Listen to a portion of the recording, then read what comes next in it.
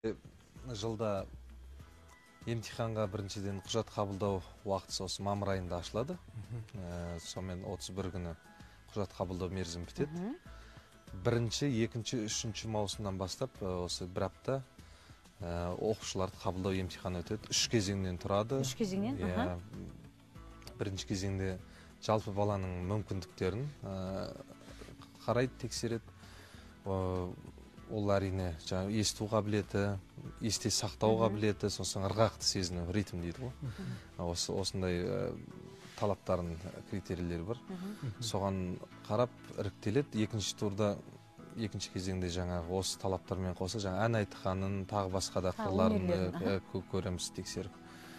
Және баланың жалпы дамуы, ой өрісі, қабілеті, физикалық өзінің физиономиясы дамуы, қолдарының ұзындығы мысалға болады өзінің, тістерінің бүтіндігі деген сияқты әртүрлі құлағыны жалпы енді бүкіл 12 мүшесінің сау болуы және жетілген болуы маңызды.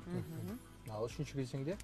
Үшінші кезеңде психологиялық сосын барып жалпы білімде бізде беріледі ғой енді негізгі оқытылатын.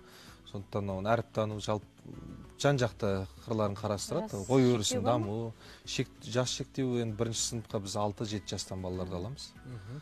Басқа Қазақстанның өңірлерінен келіп оқуға жатақхана? Әрине, біздің мектеп о баста 1964 жылы қазақтың ұлы қайраткері, композитор, дирижер Ахмет Жұбановтың өзінің бастамасымен ауылды жерлердегі шопандардың, егін шаруалардың балаларын осы кәсіби еуропалық әлемдік музыкамен танытсам, соған баулысам деген мақсатпен осы мектеп интернат болып ашылған. Сондықтан бұл жерде әрине Қазақстан, сонау батыс өңірі, солтүстік өңірі, шығыс өңірі, орталық болсын, қай жақтан, оңтүстіктен болсын, жан-жақтан келіп осы интернатта жатып оқиды. Күнделікті 5 мезгіл тамағы бар дегендей, жататын жерлері бар, бәрі оның бәрі қараластырған. Дүркен мырза, енді өзіңіз де осы мектептің түлегісіз ғой. Ахмет Жұбанов мектебінің түлегі жай түлек емес, даңқты, танымал түлегісіз.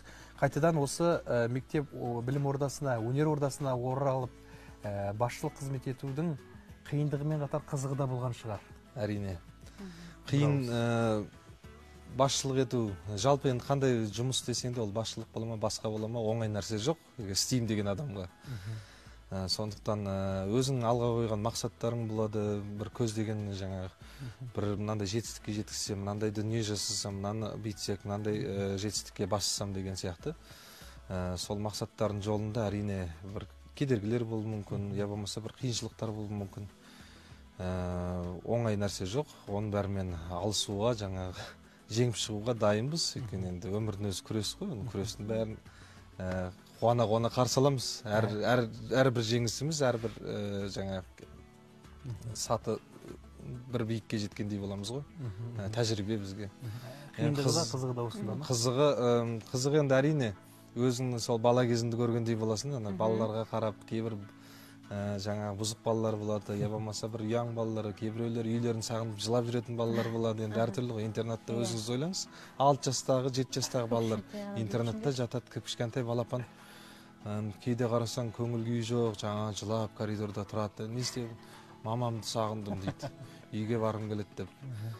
Біраз уақыт өткеннен кейін сол балалар үйлеріне кеткісі келмейді ғой, сол интернаттарын сағынып жүреді. Ата-аналар айтады, ой кезінде бұл бала үйге қашып еді, енді қазір үйден интернатқа кеткісі келіп тұрады деп. Сондай қызықтар бар, өйткені интернатта енді бір керемет орта деп айтсам болады, өзі бір мектеп ол өзінше, өмір мектебі. Қандай керемет, осы өзімде балалық шағымды, мектебімді сағынып кеттім. Енді өзіңіз күйші, композитор, дирижер болғаннан кейін, менеджерлік жұмыспен айналысқанда, шығармашылық кішкене тоқтап қалатын өмірдегі мысалдардан жиі байқаймыз. Сізде қалай? Бәріне үлгеріп жүрсіз бе? Көрермен, тыңдарман қауымы сізді сағынатын сәттер өте көп. Оларға не айтасыз? Көрермендерді өзімде сағынам. Әрине сахнада шығып елдің қошеметіне бөленіп, алғысын алу, батасын алу, ол да бір ерекше бір ғанибет, қасиет, күшті нәрсе. Бұл шығармашылығым ешқашан тасада қалмайды. Қалған да емес. Осы басшылық қызметпен айналыса жүріп, арасында бос уақыт тауып, я болмаса жұмыстан кейінгі уақытта, мысалы кешке дейін жатқанға дейін де уақыттар бар. Сондықтан осы шығармашылыққа арнаймын. Кейде енді шыны керек, демаласың да бөлек басқа нәрсеге де арнайсың, бірақ шығармашылықтан алшақ кете алмайды екен. Бұл менің енді өмірлік бір жан серігім сияқты ғой, ең басты. Өте дұрыс, өте жақсы айттыңыз.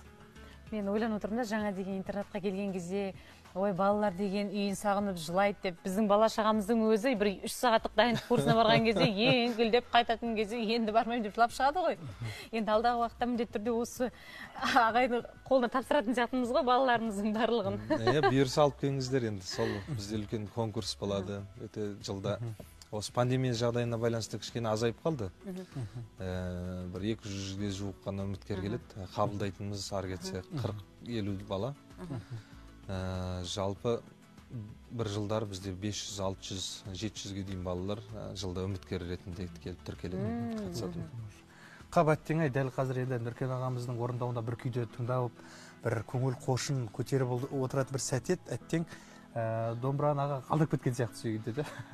Домбыраны енді қажет бола ма деп ар ойлап, бер ойлап, одан кейін эфирдің өз уақытта шектеулі болған соң қоя тұрайын дедім. Жарайды, жақсы. Алдағы уақытта қайтадан бізге қонаққа келіп, міндетті түрде қонаққа қайта сұрап, құлақтың құрышын қандыратын, рухымызды оятатын бір шығармаңызды міндетті түрде орындауға уәде беріңіз сонда. Әрине.